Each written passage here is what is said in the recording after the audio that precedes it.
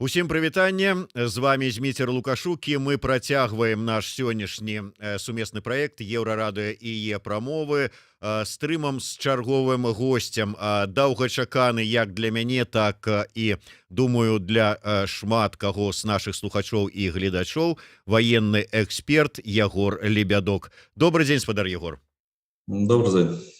Спадар Ягор, не бачыліся мы з вами паўтары тыдні, і за гэты час вельмі шмат адбылося ўсяго, што варта было б неяк асэнсаваць, абмеркаваць, ну і можа быць вырашыць, чым гэта нам усім пагражае. Ну і найперш я зараз скажу пра тую трагедыю, якая адбылася ў Мінску, вынікам якой сталі два чалавечых жыцця шараговага беларуса, айцішніка і супрацоўніка КДБ.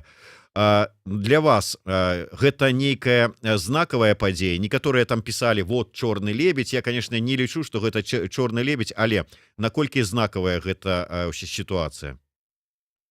Ну, ситуация знаковая в каком ключе? Она немножко показала деятельность всей системы безопасности. Ну, вообще, в целом, вот последние, там, наверное, неделю, в принципе, отражение всей системы не только безопасности, но и управления Лукашенко, да. То есть в чем, что я имею в виду? Ну, в первую очередь, касательно самого инцидента, да. То есть много там уже всяких комментариев было, там, правда, неправда, там, анализировали. Но здесь нужно говорить общо. То есть вот когда говорят о его героизме сотрудника КГБ, имеется в виду, да, то надо учитывать следующее. В чем отличие участкового какого-нибудь на задержании от сотрудника спецподразделения? Это прежде всего не там, готовность стрелять с двух рук с лошади, условно говоря, там, побеждать в каких-то соревнованиях. Нет. В первую очередь это готовность к неожиданностям. В вторую очередь это способность создавать неожиданности для противника. В данной операции видно, что к этому не оказались не готовы. В принципе, думаю, прокуратура должна была бы проводить проверку в отношении старшего на задержание по статье как минимум халатность при несении службы, да, то есть повлекшая смерть человека. То есть операция по факту не подготовлена. Я повторю, что профессионал отличается от обывателя тем, что он готов к неожиданности. Ну, профессионал здесь надо подразумевать не конкретный человек, а в целом группа в данном случае. Вот. В этом нужно сказать, что они действительно показали себя не лучшим образом. И тут же стоит отметить как раз-таки огорченность Лукашенко тем, что российские коллеги начали указывать на их компетентность вот в рамках этой операции. Да? То есть, ну, многие уже комментарии есть относительно, как она проводилась, там хорошо, нехорошо, но, повторюсь, тут вопрос даже не в счетах вот этих, как там и что они в гражданке были, а именно вот как готовность профессионалов к неожиданности. Здесь получилось, что да, оказались не готовы по факту. Что тут сделаешь уже? Значит, но основное имеет, конечно, это последствия данного инцидента. То есть, на мой взгляд, кстати, это считаю, что этот инцидент действительно был такой, да, как он там проявился, не знаю, кто там первый стрелял, как говорится, это не важно на самом деле. То есть инцидент был, погибшие есть, и это не как у нас обычно там связывают с Лукашенко, что это инспирированный теракт. Нет, это, скорее всего, что была реально такая вот случайность и для него прежде всего. Ну, естественно, что в пропагандистских целях они начали использовать этот инцидент очень и очень сильно, да.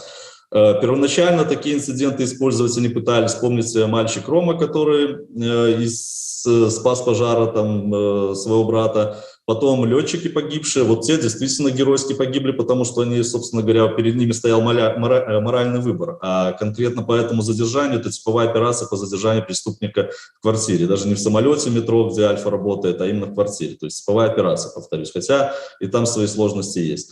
То есть эту героизацию они накатывали давно, ну, потому что это надо на силовиков, что они тут борются с чем-то, как обычно. Это не только в Беларуси, так это по всему миру. Вот. А здесь, конечно, это основа то, что БЧБшник. Вот, все. Вот это враг, отлично, мы получили сакральную жертву силовика. Как они, помните, сколько они говорили про сакральную жертву? Вот они ее получили фактически. Вот. И это начали раскручивать как ненависть к всему БЧБ-движению со стороны военных. Многие неправильно восприняли, что это там сначала на ИПАМ будет наезд. Ну, поймите, никто не будет закрывать ИПАМ просто так. Задача, как это красиво звучит, повысить их социальную ответственность. По-простому это отжать деньги в нужды, в лучшем случае, государства. То есть пока это не будет выкорчено, никто его закрывать не будет. Да? Лишение собственности – это не актуально, всем важны живые деньги. Вот, поэтому к ИПАМу это точно отношения не будет иметь, по крайней мере, прямого однозначно, да, захотели бы и так закрыли. Второй момент – это что повысится репрессии, так скажем. На самом деле тоже на данном этапе, скорее всего, нет, потому что и сам Лукашенко это обозначил, что мы не будем идти фронтом, теперь нужно работать точечно, иначе пострадают невиновные, условно говоря, как он выразился. То есть в плане репрессий это тоже ничего не увеличит. В плане пользования спецсредств силовиками для каких-то целей, там, задержания и прочее, опять же, у них руки законом развязаны давно, а без закона еще дольше, с августа месяца. Поэтому это тоже не повлияет. А вот на кого это действительно повлияет, так это на силовиков. То есть, во-первых, они поняли, что теперь не в каждую квартиру зайдешь, как раньше они хозяевами входили, потом писали протоколы за неподчинение там и все. Красавцы такие задержали, 15 суток, до свидания. Теперь они понимают, что есть препятствия, прямая физическая угроза их жизни. А угроза их жизни – это то, что они очень хорошо понимают, и единственные некоторые понимают только угроза жизни. Вот. Второй момент, что теперь, идя на задержание, фактически нужно быть вот в этой готовности. То есть, условно говоря, со счетами, с экипировкой, готовности к задержанию, а это повышение напряжения на самих сотрудников, раз. А во-вторых, это лишняя ответственность на их командиров. Соответственно, если ты отправишь своих подчиненных на какую-то там бытовую БЧБ проверить флаг где-то теперь в окне, и они будут без экипировки, и снова их там подстрелят, условно говоря, или ножом зарежут, или с балкона сбросят, или еще что, то это, получается, втык этому же командиру будет, потому что меры теперь уже очевидно не предприняты. Если еще с Альфой там можно рассуждать, бла-бла-бла, и думаю, командиру ничего не будет, кроме медальки и премии, вот, а не проверки прокурорской, то в данном случае, конечно, это будет большой втык командирам. То есть это получается дополнительное напряжение на как раз-таки вот эту силовую структуру всю. Дальше. Касательно ненависти к БЧБ со стороны силовиков, потому что погиб вот один сотрудник, не думаю, что она увеличит, ну, может, немножко у таких особо ярых, так скажем. У остальных это все равно в пределах там 2 недель затихнет, и ничего это не будет проявляться. Кроме, повторюсь, единственное, в чем это проявится, это необходимости вот подготовки дополнительно тщательных мероприятий, даже обычных проверок, условно говоря, не то, что задержание. Я вот один нюанс просто хочу, вот ваше меркаванне. Я разумею, что зараз там абмяркоўваць, дзе там хто стаяў, хто там першы страляў, хто вінаваты, хто не вінаваты, гэта ўсё, ну, у пэўным сэнсе здагадкі і дзесьці нават канспіралогія, бо рэальных звестак мы не маем, толькі тое, што нам падае афіцыйныя там органы і прапаганда. Але тым не менш, вот глядзіце, Лукашенко кажа пра тое, што ну, чаму яны пайшлі ў цывільным, там, по-простому, по-народнаму кажучы, маскіруючыся пад гопнікаў. Ну, каб вот не палохаць людзей, бо людзі, як так, стаўленне да людзей у форме у шараговых беларусаў не вельмі добрае. Атрымліваецца, што ідзе група відавочных вот нейкіх такіх асацыяльных нейкіх элементаў з балгаркай і кувалдай у руках, і гэта павінна было супакоіць жыхароў гэтага дома. Увогуле стаўленне людзей да вот сілавікоў у форме. Я разумею, што ёсць нейкі негатыў, але ён што большы, чым вот да такіх, па якіх адразу бачна, хто гэта і што гэта? Ну, конечно, нет. Лукашенко просто пытается сгладить вот эту ситуацию, я же говорю, что его удручает, что специалисты, не просто там вот какие-то эксперты, или как я там пальцем пиханный эксперт, да, как они выражаются, начну это комментировать. Нет, именно специалисты комментируют о непрофессионализме в рамках операции. Само собой, что это надо как-то сгладить, да. То есть первое, на что начали указывать все специалисты, это отсутствие экипировки, необходимой для задержания, тем более вооруженного преступника, да, если была такая информация.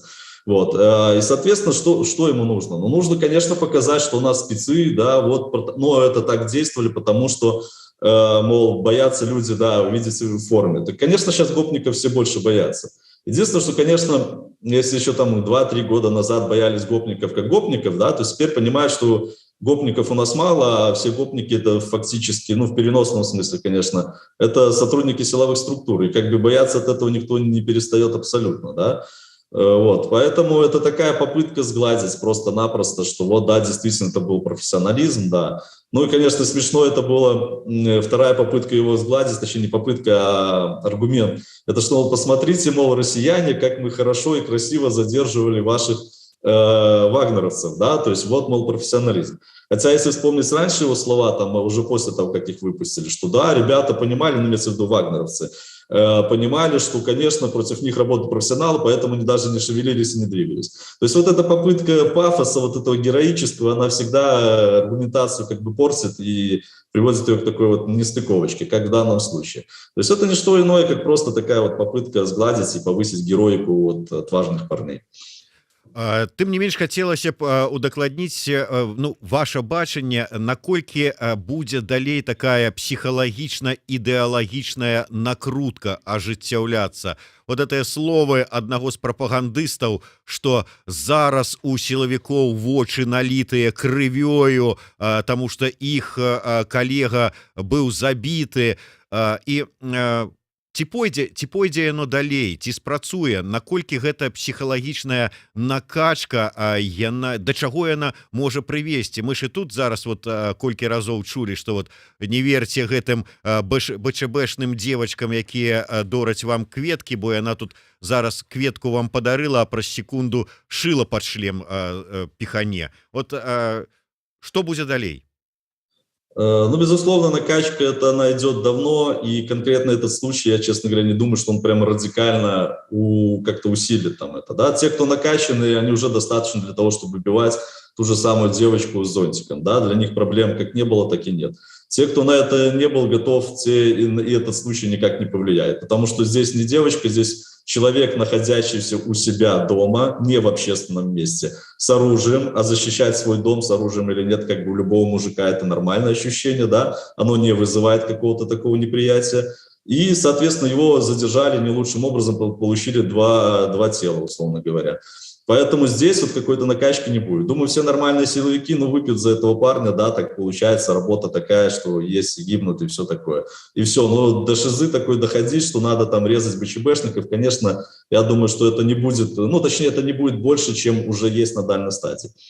Само собой, такая постоянное вот нагнетание, оно будет сказываться, безусловно, на как раз-таки вот те, которые на передке вот этого срыва, да, ненависти, вот как высказался этот пропагандист, налитый кровью глаза. Вот у них, да, это может триггернуть, сработать, что вот сейчас момент, когда можно проявить, да, себя как-то там, застрелив там БЧБшника какого-то, да, условно говоря, там, сымитировать, что при задержании, опять же, героически, вот задержали, и все, я молодец, потом получу медальку, пойду повышение.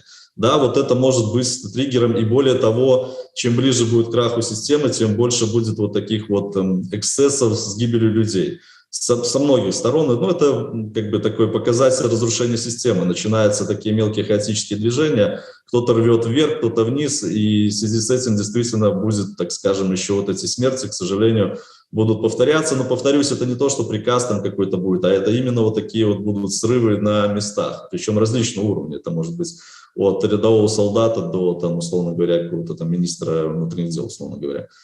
Вот, то есть оно больше, я, честно говоря, не ожидаю, что этот случай как-то больше усилит. Более того, он, скорее всего, за неделю, ну и вот пытались накачать, само собой, там были куча видеороликов там и так далее, выступлений. Но сейчас пойдет кампания по раскрутке снова, это Конституции уже немножко зависли, еще какие-то темы, и это все равно спадет на круги своя. Более того, что все равно работа, так скажем, не будут понимать, против кого работают. Просто сейчас будут относиться вот те, которые непосредственно работают по задержаниям, действительно более ответственно. Да, еще один фактор, который здесь нужно учесть, это, если помните, там были сливы, значит, и кто-то там жаловался, что Губопик на себя, значит, принимает все лавры, а черновую работу делает на местах.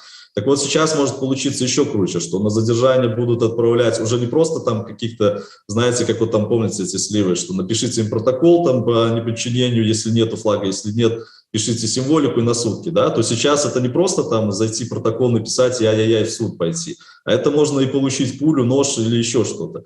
То есть сейчас вот это вот дистанцирование между теми, кто пожинает лавры, и те, кто непосредственно исполнитель, оно еще усилится больше. Дарэчы, пра вот эту вот узгаданую вами шизу.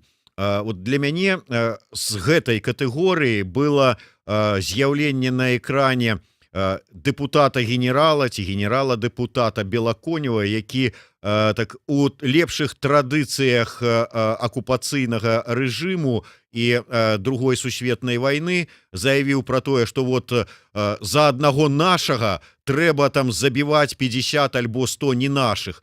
Прычым, відаць, чалавек забываецца про тое, што нашы і не нашы у дадзеным выпадку гэта ўсё адно беларусы, грамадзяне Беларусі. Але вот што гэта? Вот чыста так спроба, ну неяк так показать свою отданность и проявиться, ці нечто большее?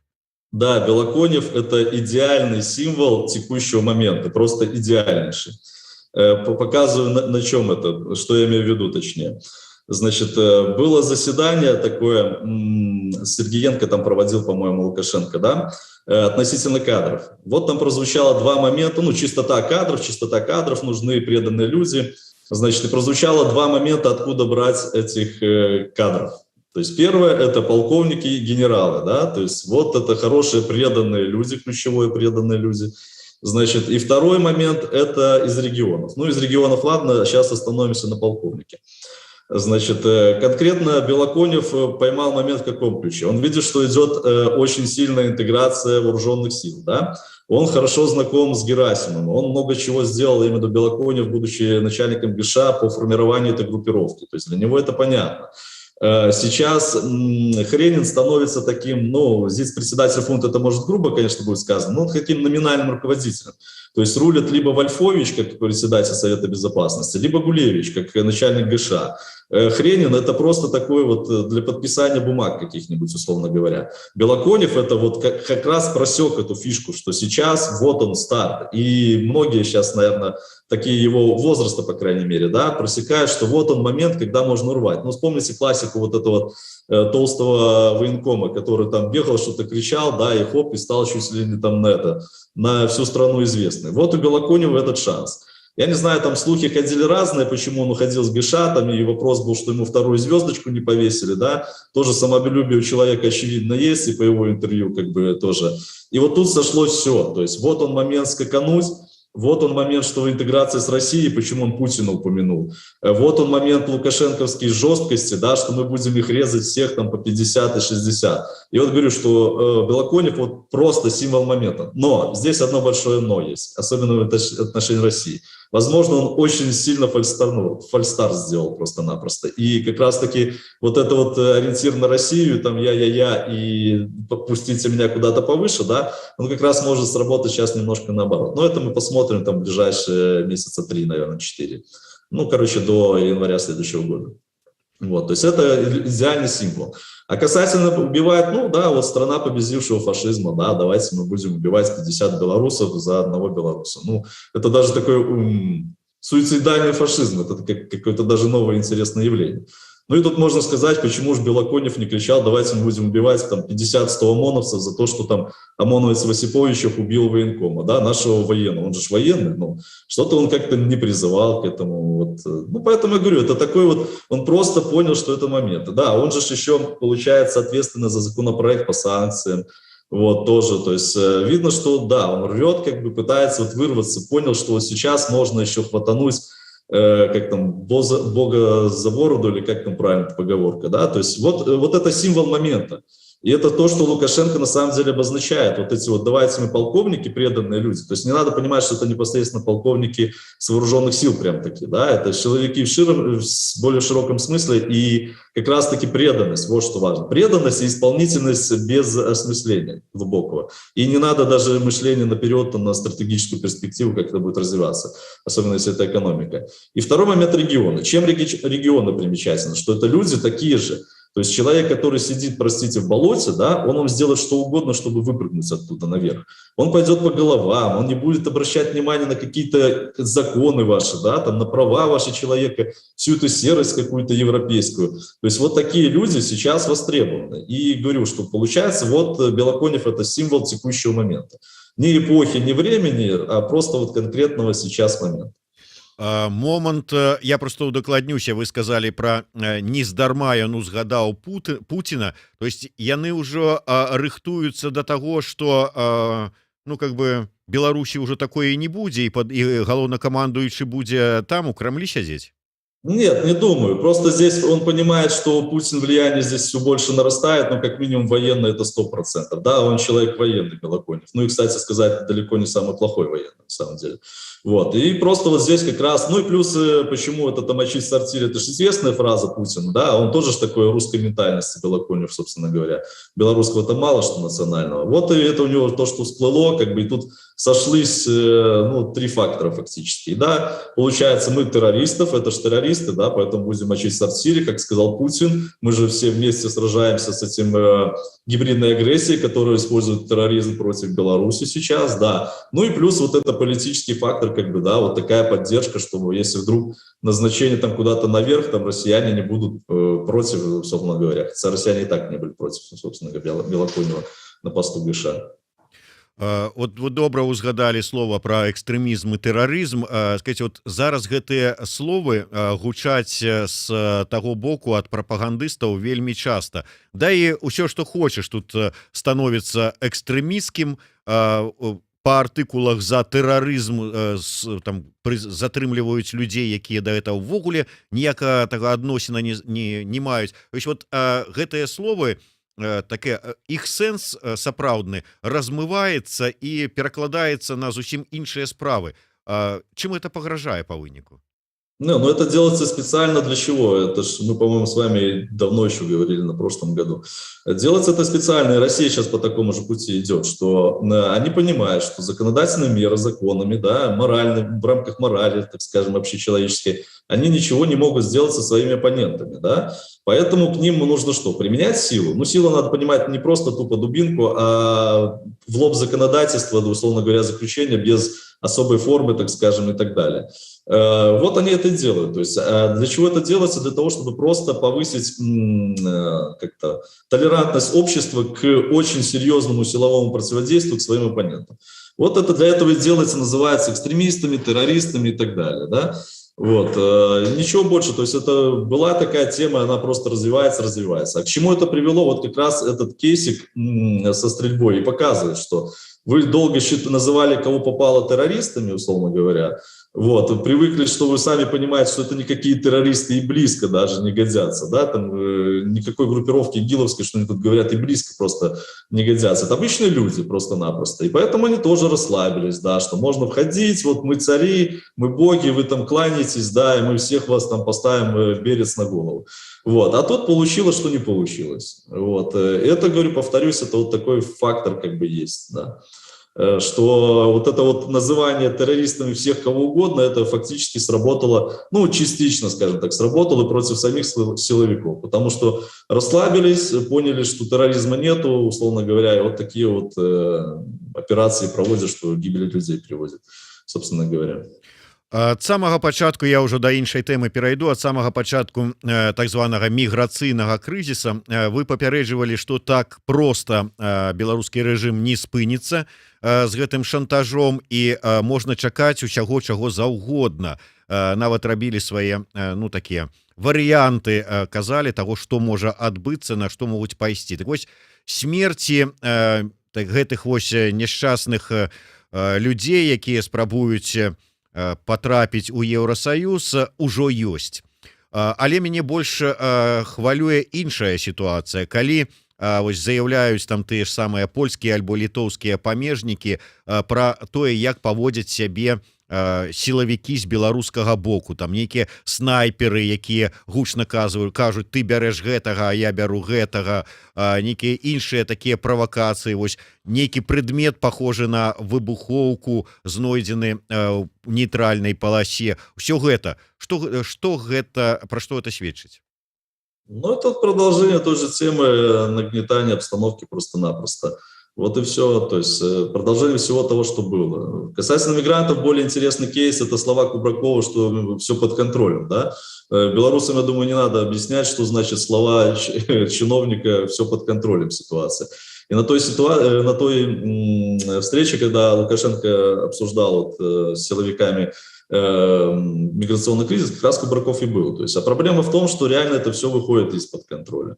Даже если по группам появиться, если раньше это было понятно, как целенаправленные потоки, ехали мигранты целенаправленно, там знали куда, это действительно было под контролем, то сейчас появилось очень много инициативных ребят, так скажем, ну, я имею в виду самих иракцев там и прочих людей, которые сами уже предлагают, как пройти все это и так далее. И очень много появилось таких вот инициативных ребят. Почему? И даже вот этот вот кейс со смертями, на самом деле, если поначалу немножко работал, то есть приостанавливал, когда были централизованы вот эти группы мигрантов и тому подобное, я имею в виду интернет-группы, которые из Ирака, условно говоря, или еще откуда-то летели к нам и дальше направлялись, то сейчас получается, что этих групп очень много становится, предложений очень много становится, учитывая, что там люди информации о том, что происходит здесь, не владеют, то поток этот не уменьшился. То есть сейчас он как бы все равно остается. Плюс еще линии с Бейрута там появляется. Ну, дополнительно есть откуда приток. Но и повторю, что вот именно за счет того, что действительно, как там Лукашенко и правильно сказал, что ай-яй-яй, много бандитов появляется, которые сами там лично. То есть вот он фактически огласил эту проблему, которая его проблемой становится, что из-под контроля как раз-таки выходит. Появляется очень много вот таких вот мелких, да, там много мошенников есть, само собой, вот. Но появляется, повторю, что уже становятся не какие-то хотя бы потоки более-менее в рамках контролируемые, да, появляются вот именно такие частные, плюс действительно поляки отфутболивают, скажем, как есть, или литовцы, оседают в деревнях, заброшенных домах, и эта проблема создает, нагнетается. А касательно пограничников, ну это опять же такая вот, да, как игра, там, ну всегда в конфликтующих сторон пограничники что-то такое цирк устраивают, там везде, в общем-то, это бывает. Там, возьмите Пакистан, Индию там какую-нибудь, да, сколько там всяких, Пакистан, точнее, Индию, Китай возьмите, сколько там бывает стычек вплоть до драки и тому подобное. То есть это такая естественная вещь, которая, да, к сожалению, может привести к конфликту, то есть и как я говорил тогда, что этот конфликт возможен, так и его вероятность, к сожалению, и не снизилась, именно между пограничниками. Але вот все ж таки момант, які вы адзначылі, Кубракоў сцвярджае, што ўсё под контролем, но насамрэч людзі едуць і едуць, колькі вон выкладываюць відосаў у сваіх гэтых групах, гэтыя турысты, якія едуць у Беларусь, потым палякі, літоўцы іх адфутболіваюць, яны тут назапашваюцца, 10 іх тысяч ці не 10, як сцвярджаюць на захадзе, але тым не менш, як вы думаеце, ці вот просто вось асядуць яны ў пустых дамах у закінутых вёсках беларускіх, ці варта асцерагацца, ну, нейкіх больш сур'ёзных праблем з-за іх? Нет, ну понятно, что первое время они, конечно, будут как-то осваивать границу с точки зрения пересечения уже туда. Это если станет вообще невозможно, тогда естественно, что они будут в приграничье, само собой, идти в городах. Это естественно, где есть тепло, какая-то еда, возможность как-то получить денег, не знаю, там заработком либо крадежом. Вот, то есть пока они там эти осваивают дома с точки зрения вот провести рекогносцировку, так скажем, найти этот канал, где конкретно можно пройти границу, дождаться того, кто встретит на границе, дальше повезет в Германию. То есть пока это такое времянки, так скажем. Но учитывая, что да, зима близко, как в фильме говорилось, и вот если противодействие это со стороны Польши действительно сохранится или даже интенсифицируется, то естественно, что им надо будет с этих домов, хочешь не хочешь, а идти в какие-то города. Сначала, естественно, это приграничные малые города, а потом, ну, Минск, да, почему нет. Вот, тем более, что с Минска они начинают, в Минске они, как правило, проводят день-два, более-менее что-то там осматриваются, плюс друзья какие-то здесь есть. Вот. И само собой, что потом это перекочевать может и сюда, если действительно будет препятствовать прохождению им через границу. А пока оно есть, и причем, да, порядка сотен людей там в день встречается такое.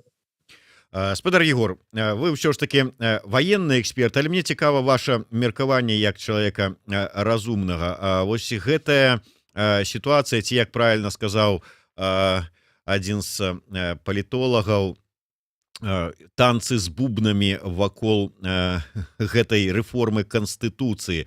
Вот да чаго гэта можа прывесці? Атрымаецца у іх, так кажуць, і рыбку з'есці, і новую Канстытуцыю, і застацца пры ўладзе і нічога не змяніць, вот так вот все зрабіць? Ну, смотрите, я всегда говорил и говорю, и буду говорить, что никакого смысла обсуждения вот этих вот телодвижений по Конституции я не вижу до того момента, пока не будет подписи над проектом, или, по крайней мере, лично Лукашенко не скажет, вот это тот проект, за который мы, так скажем, который я выдвигаю на Конституцию. До этого это все действительно просто танцы с бубном для развлечения политологов. Сейчас, если посмотреть, происходит ровно то же самое, что в России. Значит, в России накануне вот этого изменения. То есть то же самое слухи, что да, Путин госсовет, Путин возглавит союзное государство. Кстати, и то до сих пор реальность на самом деле, да.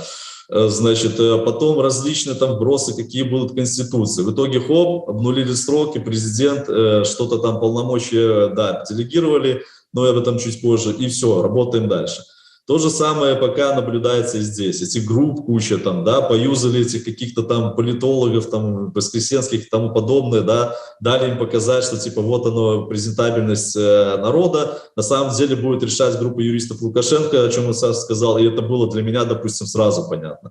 Не даст он никому писать Конституцию, кроме того, как проверенным своими людьми, которые то, что надо, напишут. Другое дело, что вот эту группу, да, они их попользовали, может, с точки зрения такой обкатки ширпотребовских каких-то норм Конституции, которые там ни черта не значат на самом деле. Вот. Ну или просто в лучшем случае как фокус-группу такую, что ли. Значит, касательно тоже последним заявлением, да, у них такая попытка как бы это уйти, не уйдя, да, то есть остаться при власти, не теряя, точнее, вроде как отказаться от власти, не теряя власть. То есть, опять же, повторюсь, это попытка такая вот снова российская царизма сделать. То есть, почему передача полномочий, по-моему, уже говорил у вас или где-то, это значит не передача реальных полномочий, это значит снятие ответственности. То есть и в России так было, что вот зачем президент должен за все отвечать, да, как бы, вот, давайте это будет там парламент, что-то у них там будет отвечать, либо Совмин, правительство и так далее, да. То есть это просто снятие ответственности. Реальные рычаги власти все равно остаются у Путина, и здесь они останутся у Лукашенко, да. Институции государственные же показал весь опыт, они ни черта не значат вообще в Беларуси. Они все подчинены одному человеку, поэтому какая разница, какие они будут, ВНС это будет или еще что-то. Да, но все же нужно отметить, вот единственное, что мне понравилось, это все-таки он хочет не просто там, скажем, номинально остаться вот этим руководителем ВНС. У него такая прозвучала фраза, что значит, ну помимо того, что должны быть возможности импичмента вот президенту, который там новый будет, со стороны ВНС, там парламент и так далее, но как он это обозначил, что а вдруг появится, значит, президенту уж нужно отдавать и силовиков, а вдруг появится столкновение между президентом и вертикалью. То есть вертикаль власти он хочет сохранить за собой. Вот как я раньше говорил, что как раз ВНС это вот такая вот пенсионная отсидка для нынешних вертикальщиков, чтобы им и гарантии будущего было. То есть, ну, понятно, что у него сейчас силовики и остатки вертикали – это единственная опора, так скажем. Поэтому надо дать плюсики. Это вот как было, что вот вам ВНС – это будет вам гарантированная, так скажем, какая-то типа власть и там зарплата и к пенсии прибавка, и полковники это как вот вам будут бонусы там какие-то, мы вас устроим. В худшем случае в школу, в лучшем дадим вам, как у нас обычно предприятия каких-нибудь надают там на полковника, они там типа рулят.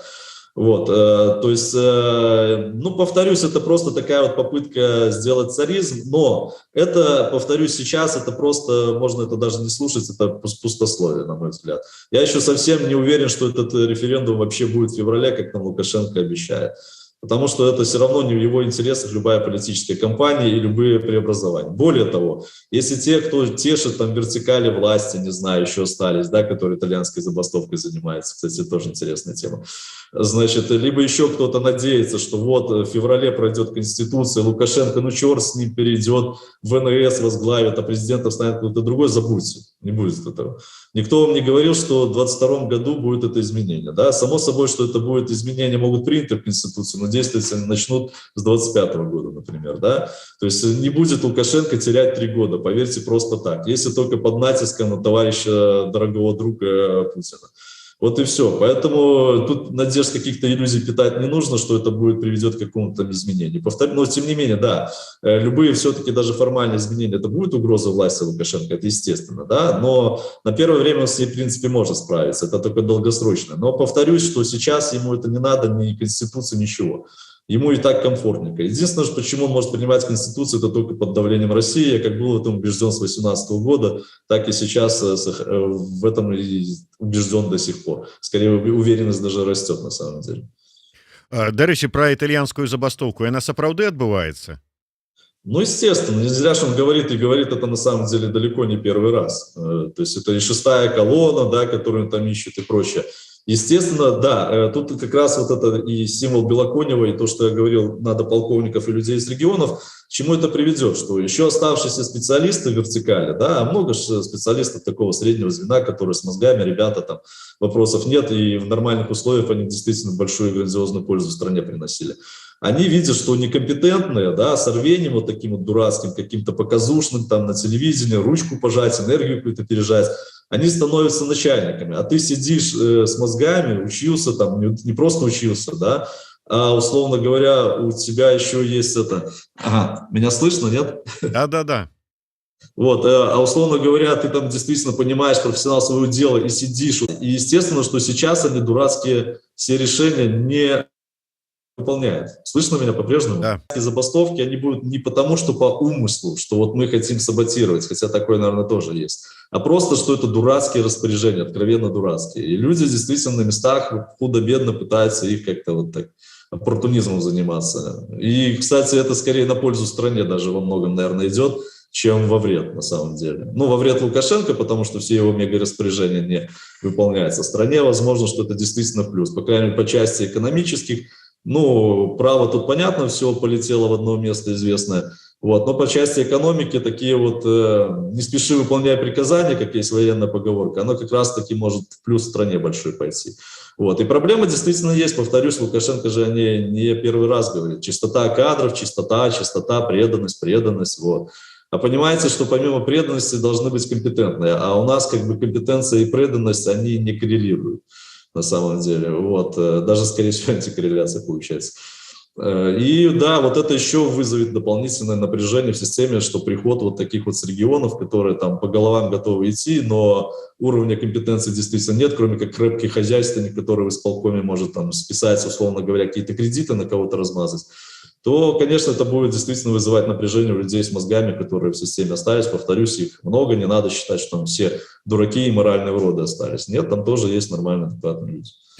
Ну і коротко на завяршэнне, ўсё ж таки, на ваш погляд, ці можна разлічваць на тое, што ну ўсё ж таки зразумеюць, што рэпрэсіі трэба завяршаць, ці існуе пагроза, што сілавікі, якія атрымалі столькі магчымасцяў і свабоду ў апошні час, скажуць, мы не за это кроў пролівалі, каб тут сейчас палізняволеных выпускаць і рэпрэсіі спыняць, і выйдуць з-пад контроля. Да нет, им это политически без разницы. Им сказали сегодня 100 взять, и не взяли, выпустить, выпустили. Поверьте, они этими категориями не живут. Дали, как они говорят, вот Карпенков же лейтмотив всей этого мышления подвел. Дали, получена команда, все. Мышление в блок, получена команда отпустить, отпустим, закрыть, закроем, все. То есть в этом плане без разницы. Репрессии, конечно, не остановятся. Вот. Единственное, что Лукашенко вот сделал выводы, что действительно нельзя идти фронтом, нужно работать точечно. Вот это они будут делать действительно точнее будут продолжать делать, и ничего там не остановится и близко. Будут появляться новые тенденции, вот как видим, на заводах, да, что вот мы раньше говорили с вами, там вот чат цветочников, масюковщины, как я говорил, то есть будет вот эта вот ерунда, то, что будет скакивать, хоть как-то активность какая-то людей, да, неважно, в чем она будет проявляться, абсолютно неважно, это не обязательно должна быть политическая, это может быть активность экономическая какая-нибудь, социальная, там что угодно, да, то есть это будет всегда противодействие получать свое. И будут работать по людям, конечно, которые какую-то активность будут начинать. А хочешь не хочешь, люди всегда будут начинать активность, это жизнь человеческая. Да? Даже при оккупации и под тем же ИГИЛ люди живут и развиваются. Поэтому репрессии не остановятся, это однозначно. Невесёлы прогноз. Ну, спадзяюся, што ўсё гэта і рэпрэсіўная машына, якая не спыняецца, спрацуе на, ну, я не ведаю, на развал сістэмы і набліжэнне нейкіх позитивных изменов. Напряжение в системе, повторюсь, растет, успокоения никакого я там не вижу, да, по словам того же Лукашенко и силовиков. То есть очевидно, что никакого там благоденствия близко нету. Да, их пытаются задабривать силовиков, кому-то там дома строят сейчас, да, там кому-то прочее. Но они же тоже на это смотрят как сиюминутную выгоду, которую нужно урвать, как бы. Вот. И вопрос компетенции, лояльность и приказы, это все остается в вертикали и у силовиков. То есть благоденствия, повторюсь, я там и близко не вижу, даже вот просто анализируя слова Лукашенко и всех ее руководителей сверху. Дзякуй вялікі. Прошло год. Да, дзякуй вялікі, прайшоў год, яны перамаглі, але нешта ніяк самі не вераць у сваю перамогу і пастаянна знаходзяць новых. Победить им нужно фактически себя, они причина всех массовых протестов. А побеждать себя не каждый человек может. Залатыя словы. Егор Лебядок, Зміцер Лукашук у сумесным праекце Еўрарадыё і яе прамовы. Слухайце і глядзіце нас.